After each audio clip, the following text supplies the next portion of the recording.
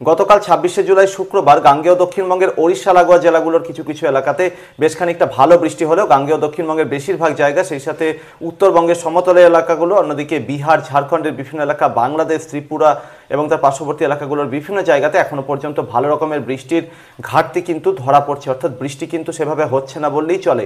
আজকের এই পূর্বাভাসে আপনাদেরকে জানাবো যে আগামী কয়েকটা দিনের মধ্যে গাঙ্গেয় দক্ষিণবঙ্গ সহ আশেপাশের বিভিন্ন এলাকাতে কবে কোথায় ভালো রকমের বৃষ্টি হতে পারে।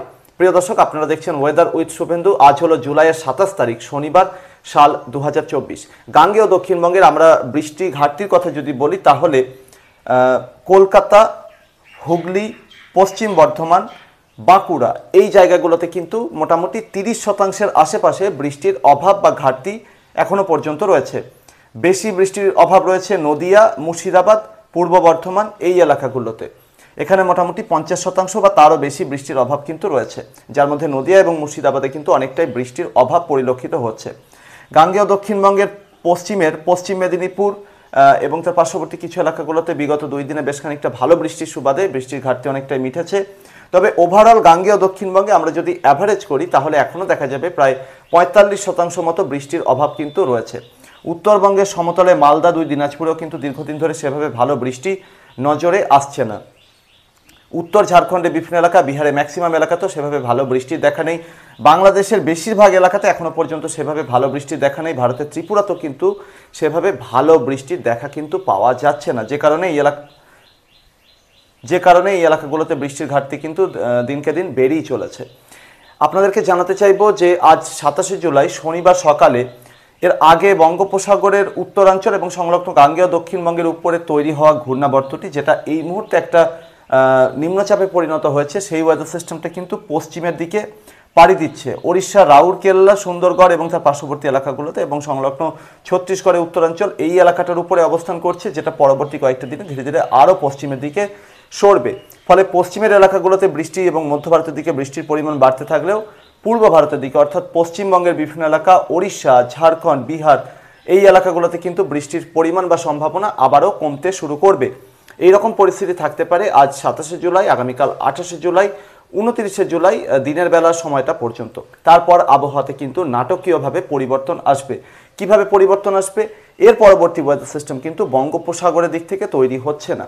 পরবর্তী ওয়েদার সিস্টেম যেটা তৈরি হবে তার এফেক্ট প্রথমে পড়তে শুরু করবে ভারতের উত্তর পূর্বের যে পাহাড়ি রাজ্যগুলো, যেরকম মণিপুর, নাগাল্যান্ড, মিজোরাম, অরুণাচল প্রদেশের কিছু এলাকা, এই এলাকাগুলোর দিকে কিন্তু প্রথমের প্রভাব পড়তে শুরু করবে। অর্থাৎ ওয়েদার সিস্টেমটা কিন্তু আসবে পূর্ব দিক থেকে, অর্থাৎ দক্ষিণ চীন এবং দক্ষিণ চীন সাগর এই এলাকাটার দিক থেকে ওয়েদার সিস্টেমটা আসতে শুরু করবে।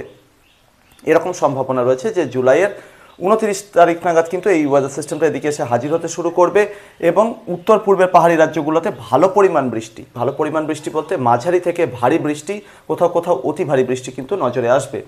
ব্যতিক্রম হবে না আসাম, মেঘালয়ের কিছু এলাকা, বাংলাদেশের সিলেট ডিভিশন এবং চট্টগ্রাম ডিভিশনে কিছু কিছু এলাকা, ভারতের ত্রিপুরাতে এই সময় বৃষ্টির পরিমাণ বাড়তে শুরু করবে। তো এইরকম পরিস্থিতি তৈরি হতে পারে জুলাইয়ের 29 তারিখ বেশি রাতের দিক থেকে বা 30 তারিখ ভোরের দিক থেকে। এরই সাথে সাথে কিন্তু উত্তরবঙ্গের বিভিন্ন জেলা, সমতলের বিভিন্ন জেলা, অন্যদিকে বাংলাদেশের বিভিন্ন এলাকা, গাঙ্গেয় দক্ষিণবঙ্গের বিভিন্ন এলাকা, এই এলাকাগুলোতে বৃষ্টির পরিমাণ বাড়তে শুরু করবে। তার আগে মাঝের এই সময়টাতে কি হতে পারে, অর্থাৎ 30শে জুলাইয়ের আগে সময়টাতে কি হতে পারে? কলকাতা সহ গাঙ্গেয় দক্ষিণবঙ্গের প্রায় সমস্ত জেলাতেই লাইট টু মডারেট রেনফল অর্থাৎ হালকা থেকে মাঝারি ধরনের বৃষ্টি হতে পারে। ঝাড়খণ্ডের বিভিন্ন এলাকাতেও কিন্তু ছড়িয়ে ছিটিয়ে হালকা থেকে মাঝারি ধরনের বৃষ্টি হতে পারে। ওড়িশাতেও হালকা থেকে মাঝারি ধরনের বৃষ্টি হতে পারে। তবে এই 3টি রাজ্যে, ঝাড়খণ্ড, পশ্চিমবঙ্গ, ওড়িশাতে যে ধরনের বৃষ্টির পরিমাণের কথা বলছি, লাইট টু মডারেট রেনফল, সেটা কিন্তু সব জায়গায় হবে না, স্ক্যাটার্ড ওয়েতে অর্থাৎ বিক্ষিপ্তভাবে হওয়ার সম্ভাবনা। একটা জায়গায় হবে আর একটা জায়গায় হবে না। যারই মধ্যে আবার উত্তর ওড়িশার বারিপদ, জলেশ্বর, বালাসোর, গরু মহিষানি, বাদাম পাহাড়, দক্ষিণ ঝাড়খণ্ডের জামশেদপুর, চাকুলিয়া, চাইবাসা, লোহারদাগা, গুমলা এই এলাকাগুলো, এখানে একটু তুলনামূলক ভালো বৃষ্টির সম্ভাবনা রয়েছে। এখানে ভালো বৃষ্টি হলে এই এলাকাটা লাগোয়া গাঙ্গেয় দক্ষিণবঙ্গের যে জেলাগুলো রয়েছে, যেরকম পশ্চিম মেদিনীপুর, ঝাড়গ্রাম, পুরুলিয়া জেলার দক্ষিণ ভাগ, পূর্ব মেদিনীপুর একাংশ, এই এলাকাগুলো কোথাও কোথাও খানিকটা ভালো বৃষ্টি পেতে পারে পরবর্তী 2 বা 3 দিনের মধ্যে। এই এলাকাটা দিয়ে খানিকটা হলেও ভালো বৃষ্টি হওয়ার কারণ হচ্ছে বা ভালো বৃষ্টির সম্ভাবনা থাকার কারণ হচ্ছে যে মনসুন ট্রাফের অবস্থান কিন্তু ঠিক এই জায়গা দিয়ে থাকবে। পরবর্তী সময় কি হবে, যখন ঘূর্ণাবর্তটি উত্তর পূর্ব ভারতের রাজ্যগুলোর দিকে এসে হাজির হবে, তখন কিন্তু মনসুন ট্রাপ উপরের দিকে উঠতে শুরু করবে। অর্থাৎ যেটা দীর্ঘদিন ধরেই উত্তর বঙ্গোপসাগর সংলগ্ন এলাকায় রয়েছে। তো এর পরবর্তীতে কি হবে, আমরা যেরকমটা আশা করছি যে আজ 27 জুলাই, আগামীকাল 28 জুলাই, 29 জুলাই স্ক্যাটার্ড রেনফল হবে এই তিনটি রাজ্যে, ঝাড়খণ্ড, পশ্চিমবঙ্গ এবং ওড়িশাতে। তারই সাথে বিহারে কিন্তু আইসোলেটেড রয়েছে, অর্থাৎ দুটো একটা জায়গায় শুধুমাত্র হালকা বৃষ্টি, কোথাও কোথাও বড়জোর একটু মাঝারি ধরনের বৃষ্টি হতে পারে, সম্ভাবনাও কিন্তু অত্যন্ত কম, অর্থাৎ এই তিনটি রাজ্যের তুলনায় এখানে সম্ভাবনা আরও কম। উত্তরবঙ্গের পাহাড়ি এবং তরাই ডুয়ার্সের জেলাগুলো এবং সংলগ্ন সিকিমের কিছু এলাকা যেরকম দার্জিলিং, কালিম্পং, জলপাইগুড়ি, আলিপুরদুয়ার, কোচবিহার, এখানে পরবর্তী 3 দিনে লাইট টু মডারেট রেনফল অর্থাৎ হালকা থেকে মাঝারি ধরনের বৃষ্টি, কোথাও কোথাও ভারী বৃষ্টি কিন্তু নজরে আসতে পারে।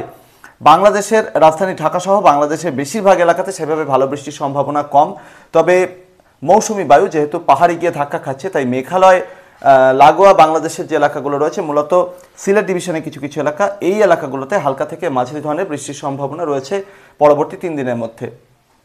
একই সাথে বাংলাদেশের রংপুর ডিভিশনের একেবারে উত্তরবঙ্গ ঘেঁষা যে এলাকাগুলো উত্তর দিকের, এখানেও খানিকটা হালকা থেকে মাঝারি ধরনের বৃষ্টি হতে পারে।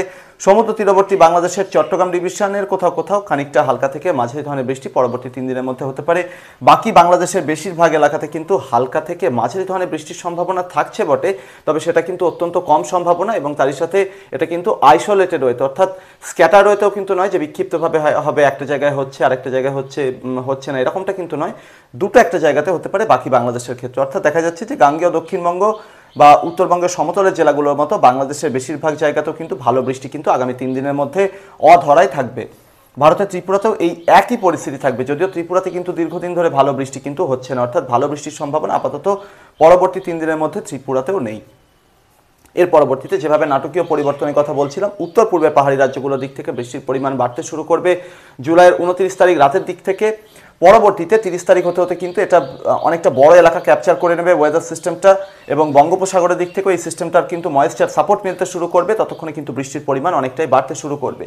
তো এই সময়টাতে কি হবে, যেহেতু এই ওয়েদার সিস্টেমটা পূর্ব দিক থেকে পশ্চিমের দিকে সরছে, তাই এই ওয়েদার সিস্টেমটা টানে কিন্তু পরবর্তী সময় পশ্চিমের দিক থেকে এবং আরব সাগরের দিক থেকেও আর্দ্রতাপূর্ণ হাওয়া ঢুকতে থাকবে।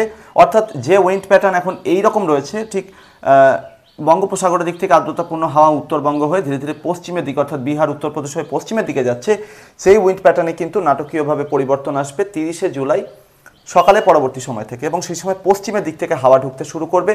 এর অর্থই হলো যে ময়েশ্চার সাপোর্ট কিন্তু ধীরে ধীরে পূর্বের দিকে যাবে, অর্থাৎ পূর্বের দিক বলতে ত্রিপুরা, বাংলাদেশ, আসাম, উত্তরবঙ্গ, দক্ষিণবঙ্গ সহ ঝাড়খণ্ড, বিহার, ওড়িশার বিভিন্ন এলাকাতে ভালো মতো বৃষ্টির একটা কার্যকলাপ কিন্তু তৈরি হতে আমরা দেখব 30 জুলাই থেকে।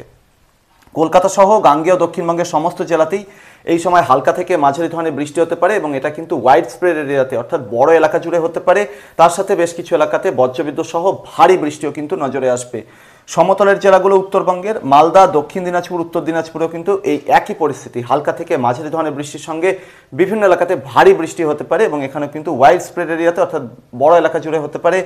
পাহাড়ি এবং তরাই ডুয়ার্সের জেলাগুলোতে হালকা থেকে মাঝারি ধরনের বৃষ্টির সাথে সাথে কোথাও কোথাও ভারী বৃষ্টি কিন্তু নজরে আসবে। বিহার, ঝাড়খণ্ডের উত্তর দিকের এলাকাগুলো যেখানে দীর্ঘদিন ধরে ভালো বৃষ্টি অধরা, সেখানেও কিন্তু 29 জুলাই বেশি রাতের দিক থেকে অথবা 30 জুলাই থেকে কিন্তু হালকা থেকে মাঝারি ধরনের বৃষ্টির সঙ্গে বিভিন্ন এলাকাতে বজ্রবিদ্যুৎ সহ ভারী বৃষ্টি শুরু হতে পারে। উত্তর ওড়িশা অর্থাৎ পশ্চিমবঙ্গ লাগোয়া ওড়িশার দিকটাতেও কিন্তু হালকা থেকে মাঝারি ধরনের বৃষ্টির সঙ্গে বেশ কিছু এলাকাতে ভারী বৃষ্টি 30 জুলাই থেকে শুরু হতে পারে। রাজধানী ঢাকা সহ বাংলাদেশের বেশিরভাগ এলাকা জুড়ে কিন্তু হালকা থেকে মাঝারি ধরনের বৃষ্টি এই সময় শুরু হবে, যার মধ্যে কোথাও কোথাও কিন্তু ভারী বৃষ্টি নজরে আসবে অর্থাৎ 30 জুলাই থেকে। ভারতের ত্রিপুরাতেও এই সময় বৃষ্টি বাড়বে, একই সাথে হালকা থেকে মাঝারি ধরনের বৃষ্টির সঙ্গে কোথাও কোথাও ভারী বৃষ্টি শুরু হতে পারে। আসামের বিভিন্ন এলাকাতেও কিন্তু হালকা থেকে মাঝারি ধরনের বৃষ্টি, তার সঙ্গে কোথাও কোথাও ভারী বৃষ্টি। মেঘালয় কিন্তু এই একই পরিস্থিতি তৈরি হবে। সিকিমের বিভিন্ন এলাকাতেও কিন্তু এই সময় বৃষ্টির পরিমাণ বাড়বে, অর্থাৎ বৃষ্টির একটা উপযুক্ত পরিবেশ কিন্তু পূর্ব ভারতের বিভিন্ন রাজ্য, উত্তর পূর্ব ভারতের বিভিন্ন রাজ্য, বাংলাদেশ সহ আশেপাশের বিভিন্ন এলাকাতে আমরা তৈরি হতে দেখব, যেটা 30 জুলাই থেকে মোটামুটি আগস্টের 2 বা 3 তারিখ পর্যন্ত কন্টিনিউ করবে। তবে সবথেকে বেশি ইম্প্যাক্ট বা প্রভাব পড়তে পারে গাঙ্গেয় দক্ষিণবঙ্গ, সমতলের জেলাগুলো এবং বাংলাদেশের বিভিন্ন এলাকা, বিহার, ঝাড়খণ্ড, ওড়িশার কিছু কিছু এলাকা, এই এলাকাটার উপরে সবথেকে বেশি প্রভাব পড়তে পারে 30 জুলাই, 31 জুলাই, 1 আগস্ট এবং 2 আগস্ট। এই সময়টা জুড়ে কিন্তু সবথেকে বেশি প্রভাব পড়তে পারে, অর্থাৎ এই 4 দিনের মধ্যে কিন্তু বেশ ভালো রকমের বৃষ্টির সম্ভাবনা রয়েছে এই রিজিয়নটাতে। পরবর্তীতে কি হবে, বঙ্গোপসাগরের আর্দ্রতার সাপোর্ট পেয়ে ধীরে ধীরে ওয়েদার সিস্টেমটা কিন্তু শক্তিশালী হতে শুরু করবে এবং ধীরে ধীরে পশ্চিমের দিকে সরতে শুরু করবে। তবে যত পশ্চিমের দিকে সরতে শুরু করবে আরব সাগরে ময়েশ্চার সাপোর্টও কিন্তু পেতে থাকবে, ফলে মধ্যপ্রদেশ, উত্তরপ্রদেশের দক্ষিণাঞ্চল এবং এর আশেপাশে এলাকাগুলো কিন্তু সেই সময় ভালো বৃষ্টি পাবে বলে মনে হচ্ছে। বর্তমানে এই ওয়েদার সিস্টেমটা, যেটা ভারতের উত্তর পূর্বের পাহাড়ি রাজ্যগুলোর দিকে এসে হাজির হবে মোটামুটি 29 বা 30 জুলাই নাগাদ, সেই ওয়েদার সিস্টেমটা কিন্তু চীনের দক্ষিণাঞ্চলের কুনমিং প্রদেশের উপরে অবস্থান করছে এবং সেখানে একটা ঘূর্ণাবর্ত রূপেই কিন্তু অবস্থান করছে। স্থলভাগের উপর দিয়ে আসবে বলে সেটা কিন্তু শক্তি বাড়াতে পারবে না, ঘূর্ণাবর্ত রূপেই ভারতের উত্তর পূর্বের পাহাড়ি রাজ্যগুলোর দিকে আসবে। যখন উত্তর পূর্বের পাহাড়ি রাজ্যগুলোর দিকে আসবে তখন কিন্তু বঙ্গোপসাগরের দিক থেকে ময়েশ্চার বা জলীয় বাষ্প কিন্তু টানতে শুরু করবে এবং এর ফলে কিন্তু ওয়েদার সিস্টেমটা শক্তিশালী হয়ে ধীরে ধীরে এই এলাকাগুলোতে বৃষ্টির পরিমাণকে অনেকটাই বাড়িয়ে দেবে বলেই আশা করছি। জুলাইয়ের 4 বা 5 তারিখ থেকে আবারও কিন্তু বৃষ্টির পরিমাণ উল্লেখযোগ্যভাবে কমে যাবে এই এলাকাটাতে এবং ধীরে ধীরে এখানে কিন্তু রোদের তেজ এবং গরমের তীব্রতা দুটোই বাড়তে শুরু করবে। আর আপাতত পরবর্তী 3 দিনে কিন্তু উত্তর দিকের এলাকাগুলো অর্থাৎ উত্তরবঙ্গের সমতলের এবং পাহাড়ি তরাই ডুয়ার্সের জেলাগুলো, বিহারের ম্যাক্সিমাম এলাকা, উত্তর বাংলাদেশের বিভিন্ন এলাকা, আসামের বিভিন্ন এলাকা এবং গাঙ্গেয় দক্ষিণবঙ্গের উত্তর দিকের মুর্শিদাবাদ, বীরভূম পার্শ্ববর্তী বিভিন্ন এলাকা, ত্রিপুরার বিভিন্ন এলাকা, এই এলাকাগুলোতে কিন্তু রীতিমতো গরমের দাপট চলতে থাকবে, অর্থাৎ গুমোট গরম চলতে থাকবে। কখনো কখনো দক্ষিণ পূবালি হাওয়াও বইতে দেখা যাবে। অন্যদিকে দক্ষিণের এলাকাগুলোতে বঙ্গোপসাগরের ওয়েদার সিস্টেমটা, যেটা এখন ওড়িশার উপরে রয়েছে, সেই ওয়েদার সিস্টেমটা সৌজন্যে আগামী 24 থেকে 48 ঘন্টায় খানিকটা হলেও দক্ষিণ পূবালি হাওয়ার প্রভাব টের পাওয়া যাবে। তাই এখানে তুলনামূলক তাপমাত্রা কম থাকবে, উত্তর দিকের এলাকাগুলোতে কিন্তু তাপমাত্রা বেশ খানিকটা বেশি থাকবে বলেই মনে হচ্ছে। আগস্টের 7 তারিখ নাগাদ কিন্তু বঙ্গোপসাগরে আবারও একটা ওয়েদার সিস্টেম তৈরি হওয়ার সম্ভাবনা রয়েছে। প্রিয় দর্শক, এই ছিল আগামী কয়েকটা দিনে আবহাওয়ার সম্ভাব্য পরিস্থিতি। চ্যানেলটিতে যদি নতুন হয়ে থাকেন তাহলে এখনই সাবস্ক্রাইব আর ফলো করে নিন, ভিডিওটিকে যতটা সম্ভব লাইক এবং শেয়ার করে দিন। আপনার গুরুত্বপূর্ণ প্রশ্ন এবং মূল্যবান মতামত চ্যানেলে কমেন্ট বক্সে রাখতে পারেন। পরবর্তী আপডেট এবং লাইভে আবারও দেখা হবে। ধন্যবাদ।